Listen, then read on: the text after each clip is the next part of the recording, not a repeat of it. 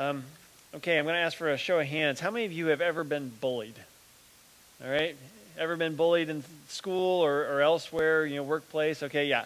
Some of us have suffered that before, called different names. I remember this kid on the bus that he made some comments about my nose. It was too big, according to his estimation. And so, a little bit of bullying there. I remember in high school that there was this kid that I made some offhanded remark about how he was a little bit testy about something, and so he threatened me. And after class, I got shoved into a locker, not like packed into a locker, but just pushed into the locker. So I've had a little bit of bullying, but you guys have seen how this can happen in schools or in other locations, that you get pushed around, you get called names. One of the things that I've seen, where they'll take a sticky note or maybe even tape it to you, and they put something on your back, like "kick me," right? So that everybody who sees it comes up and they give you a boot in the behind, and you don't like, well, okay, what's the problem, until you realize that somebody has stuck this note on your back. They've made you a target.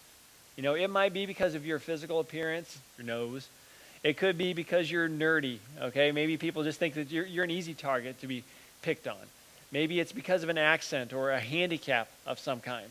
It could be because of the fact that you're a nuisance. Maybe you're the smart kid in the class and you're the curve buster, all right? That everybody doesn't like you because it makes it seem that they're not trying as hard, or their grades are not as good. For whatever reason, people paint a target on you and say, "I'm going to get you. You better watch your back because I'm coming for you." They make you the target. Well, this morning what we're going to do is we are going to look at somebody who is a target. You can turn to Daniel chapter 6. That's where we're going to be this morning.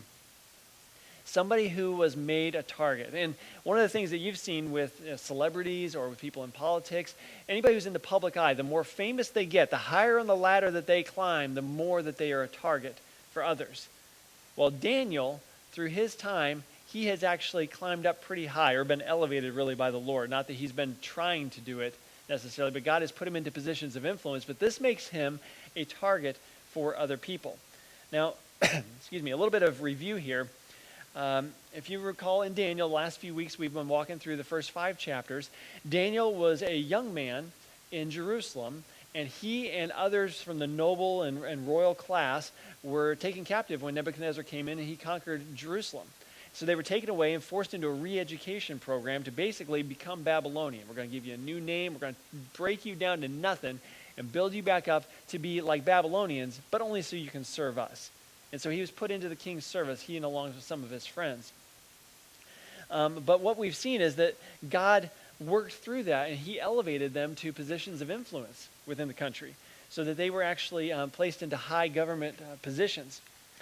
And the main point that we get through the book of Daniel is that God is in charge. God is in charge over the affairs of men. He raises people up. He takes people out. He is the one who is in control. He protects his faithful, and he uses them as a witness. Now, last week we saw how Belshazzar, the last of the Babylonian kings, he was there was a handwriting on the wall that warned him, hey, you have not measured up to God's standard. You are going to be removed. And that very night, he was killed, and a new king came into power. Actually, a new kingdom came into power. It was the Medes and the Persians. So there was a transition of leadership, a transition of administration there in that country. So let's see how Daniel fared when the administration changed. Chapter 6, verses 1 through 5. It seemed good to Darius to appoint 120 satraps over the kingdom, that they would be in charge of the whole kingdom, and over them 3 commissioners, of whom Daniel was one, that these satraps might be accountable to them, and that the king might not suffer loss. Then this Daniel began distinguishing himself among the commissioners and satraps, because he possessed an extraordinary spirit, and the king planned to appoint him over the entire kingdom of Babylon. Then the commissioners and satraps began trying to find a ground for accusation against Daniel in regard to government affairs, but they could find no ground of accusation or evidence of corruption, inasmuch as he was faithful, and no negligence or corruption was to be found in him. Then these men said, we will not find any ground of accusation against this Daniel unless we find it against him with regard to the law of his God. So here we're introduced to the main characters in this chapter. The first is the king. He's the monarch. He's the one who is in charge. But as with the other kings, we're going to find out that he has a flaw, and this flaw is pride. Just like all the other kings, pride is right there with the crown. And then the people who choose to exploit that pride are these officials. This is the second character, a group of characters. These royal officials. Now, when you see a satrap, okay, I had to look up what a satrap was. I didn't know. It's basically like a governor. Okay, Babylon was divided into districts or provinces, and each of these satraps was over one of those. Of course, the king also appointed these commissioners. Daniel was one, but there were two others who would oversee all the governors.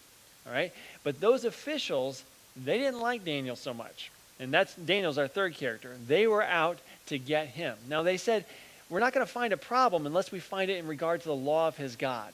When we looked into his life, they're trying to dig up dirt so they can sling mud at him. But they can't find anything. This guy is squeaky clean. All the lines, he hasn't crossed any of them.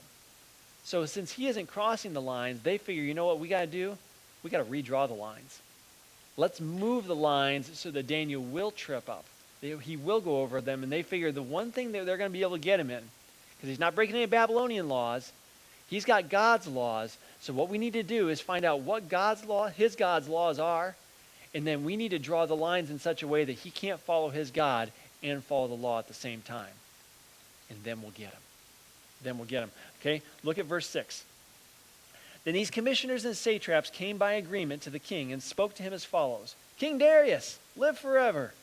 All the commissioners of the kingdom, the prefects, the satraps, the high officials, and the governors have consulted together that the king should establish a statute and enforce an injunction that anyone who makes a petition to any god or man besides you, O king, for 30 days shall be cast into the lion's den. Now, O king, establish the injunction and sign the document so that it may not be changed according to the law of the Medes and the Persians, which may not be revoked. Therefore, King Darius signed the document, that is, the injunction.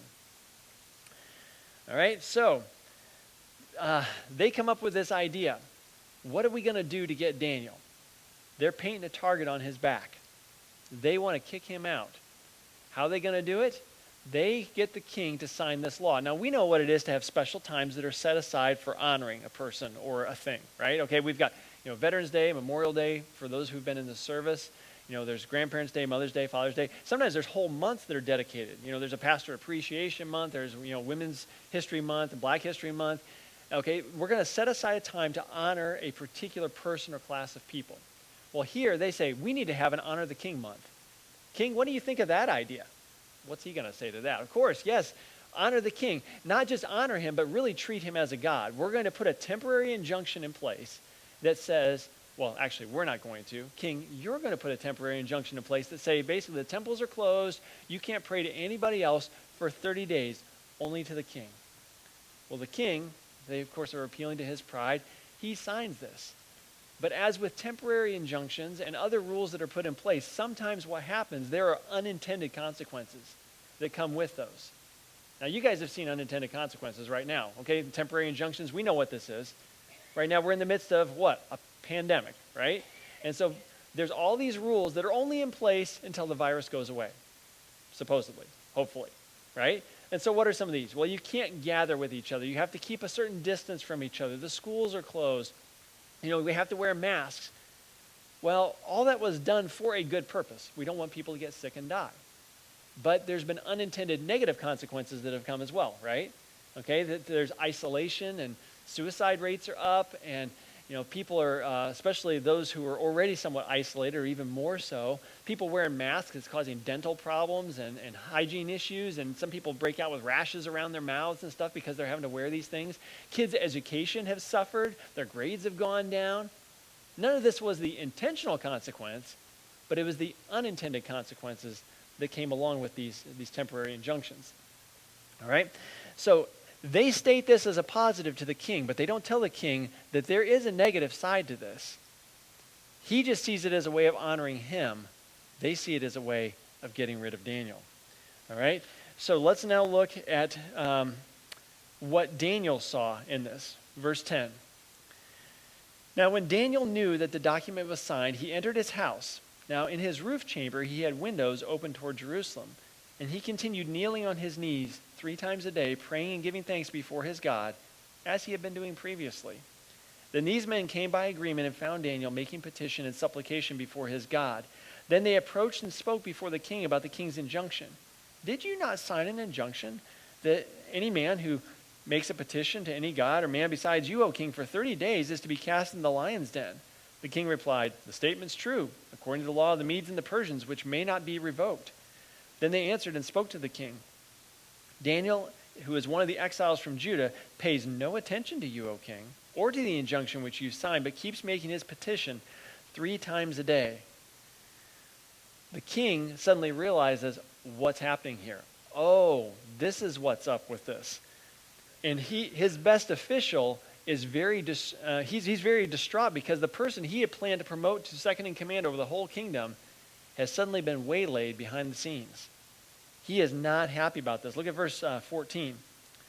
"Then as soon as the king heard this statement, he was deeply distressed and set his mind on delivering Daniel. And even until sunset, he kept exerting himself to rescue him." So he's trying to pull some strings. Is there something I could manipulate administratively behind the scenes here to make sure that this doesn't happen? So legal recourse, what can I do? But he's stuck because according to the Medes and the Persians, once a law is in place, you can't revoke it. It can't be changed. Once it's there permanently. And then if there's any doubt as to what the reason that this injunction has been put in place, how the king has been trapped by this, look at verse 15.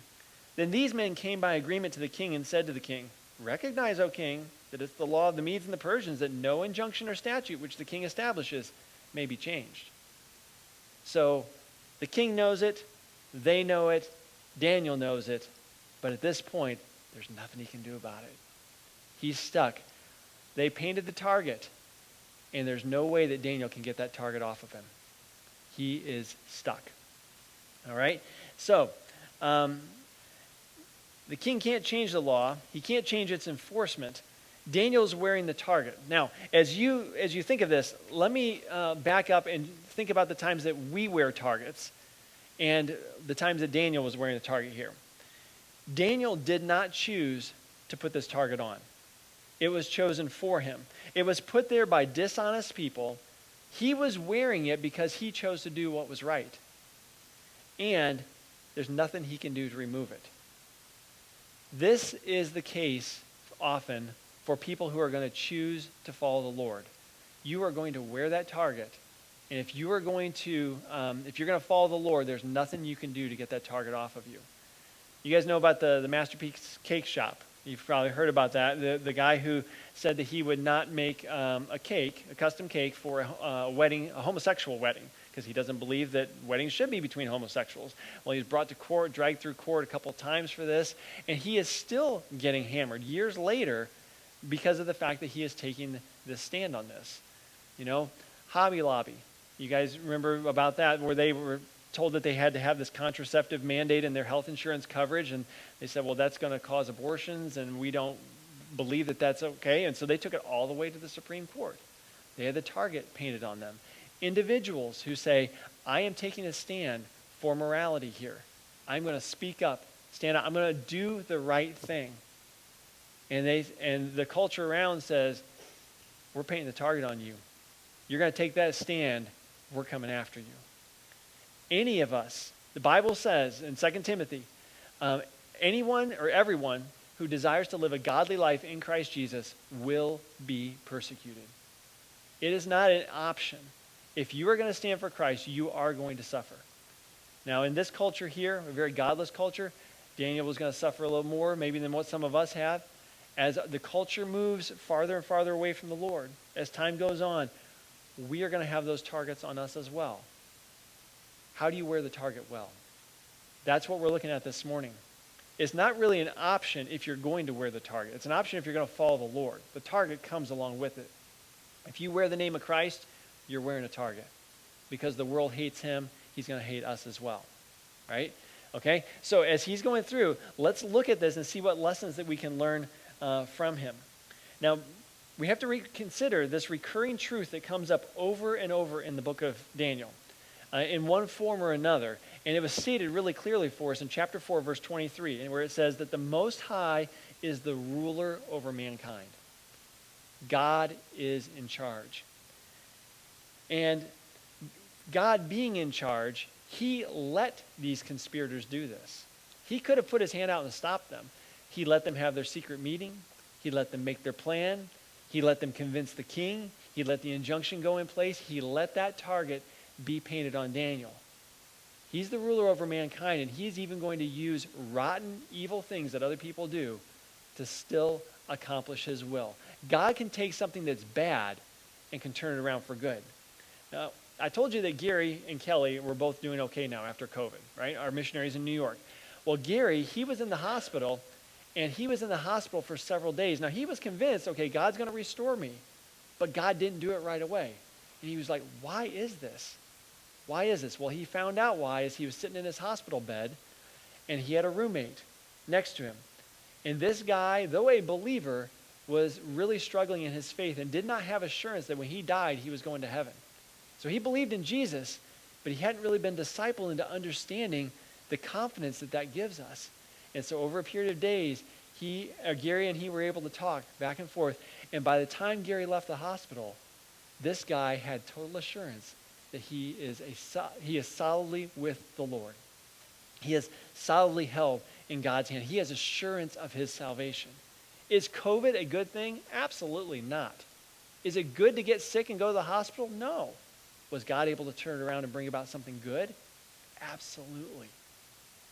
What we're going to see is that God takes what's happening to Daniel, a guy who's wearing the target and wearing it well, and God's going to bring about something good. But before it gets good, it gets real bad. Verse 16. I think we stopped. We'll go to verse 16. Then the king gave orders, and Daniel was brought in and cast into the lion's den. The king spoke and said, Daniel, your God whom you constantly serve will himself deliver you. A stone was brought and laid over the mouth of the den, and the king sealed it with his own signet ring and with the signet rings of his nobles, so that nothing would be changed in regard to Daniel. Then the king went off to his palace and spent the night fasting, and no entertainment was brought before him, and his sleep fled from him. This king, who was part of a polytheistic pagan society, one who actually kind of took the rights of God upon himself for 30 days, when this happens, God used the target wearer as a gospel sharer to this guy. May your God deliver you. Basically a blessing or a prayer. I'm hoping your God does something. Your God intervenes in this situation. If Daniel had not been in that bad of a situation, would Darius ever have thought to pray or to appeal or hope that God would intervene? Now, let's go to verse 19 and see what happens after Daniel was in this lion's den.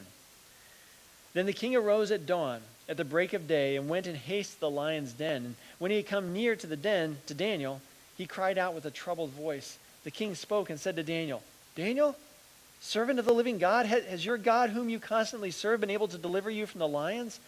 Then Daniel spoke to the king, O king, live forever. My God sent his angel and shut the lions' mouths. They have not harmed me, inasmuch as I was found innocent before him, and also toward you, O king, I have committed no crime. Then the king was very pleased and gave orders for Daniel to be taken up out of the den. So Daniel was taken up out of the den, and no injury whatever was found on him, because he had trusted in his God. Darius knew who put Daniel in the den, that it was those guys, those conspirators, those officials. Daniel knew that. Darius knew that. The officials knew that. Daniel knew that he was in God's hands. Darius was hoping that Daniel was in God's hands, and God proved himself true by rescuing Daniel. Now, some people might think, well, maybe there wasn't, the lions were not all that hungry in there. No, the lions were plenty hungry, as verse 24 attests. Remember how I said that Darius knew that God had rescued him? They also knew why they were in there. Well, the king decides to remedy that situation. Verse 24. Then the king gave orders, and they brought those men who had maliciously accused Daniel. And they cast them, their children, and their wives into the lion's den. And they had not reached the bottom of the den before the lions overpowered them and crushed all their bones. Yeah, pretty vivid. Pretty vivid. Literally, okay, if you look in this verse here, it says these people maliciously accused Daniel. This is an idiom or a kind of a saying. Literally, it says that these people who had eaten the pieces of Daniel were cast in the lion's den, and the lions ate them. Great sense of irony there. So, I told you that the target wearer became a gospel sharer. in the fact that he was a witness to Darius. Well, let's see the result of that witness. Look now in verse 25. Then Darius the king wrote to all the peoples, nations, men of every language who were living in all the land, "May your peace abound. I make a decree that in all the dominion of my kingdom men are to fear and tremble before the God of Daniel. For he is the living God and enduring forever. And his kingdom is one which will not be destroyed, and his dominion will be forever. He delivers and rescues and performs signs and wonders in heaven and on earth, who has also delivered Daniel from the power of the lions." So this Daniel enjoyed success in the reigns of Darius and in the reign of Cyrus the Persian. How well you wear the target depends on how well you share the gospel. Each of us, if we have Jesus in our hearts, if we are one who wears the name of Christ, we are wearing the target. How well we wear that helps to determine how effective our witness is. Here to Darius, it was very effective because Daniel, he was a man of integrity before he was under threat, and he walked through the threat as a man of integrity as well. Daniel actually has a very small part in this. He's mostly the recipient of action rather than the one who is doing the acting in here. But we see he was one who consistently lived out his testimony as a follower of Yahweh God. And it made a difference not only in the life of Darius, but eventually in the life of the whole kingdom as God's message went out to everyone. So as one who wears the target, how do we do it well? He did it well, but how do we do that well? There's lots of instructions for us given throughout the Bible about how to suffer and how to suffer well. But I want to look specifically at 1 Peter. There's some 3 words of instruction that we have there. And this is going to come in 1 Peter chapter 4, verse 12. "Beloved, do not be surprised at the fiery ordeal among you, which comes upon you for your testing, as though some strange thing were happening to you. But to the degree that you share in the sufferings of Christ, keep on rejoicing, so that at the revelation of his glory you may rejoice with exultation. If you are reviled for the name of Christ, you are blessed, because the Spirit of glory and of God rests on you." It is an honor to wear the name of Christ, and we should rejoice that we wear that name. And we should also rejoice when wearing that name causes us to suffer, because that means we are wearing it well. An enemy is not going to attack us if we are not a threat. But if you are living the life that God wants you to live, then it's going to result in attacks from the enemy. If you suffer for the name of Christ, rejoice. Now, joy or rejoicing is not a feeling. We think of it as a feeling. It's like, oh, I feel joyful today. Joy in the scriptures is an action. It is a choice. It is a mental attitude that we have. Choose to be joyful. And we choose to be joyful not because the suffering is pleasant, but because of what the suffering reassures us of, and also what is coming after the suffering. We know that good is coming. We are not always going to suffer. The suffering will come to an end, and there will come a time that we are rewarded.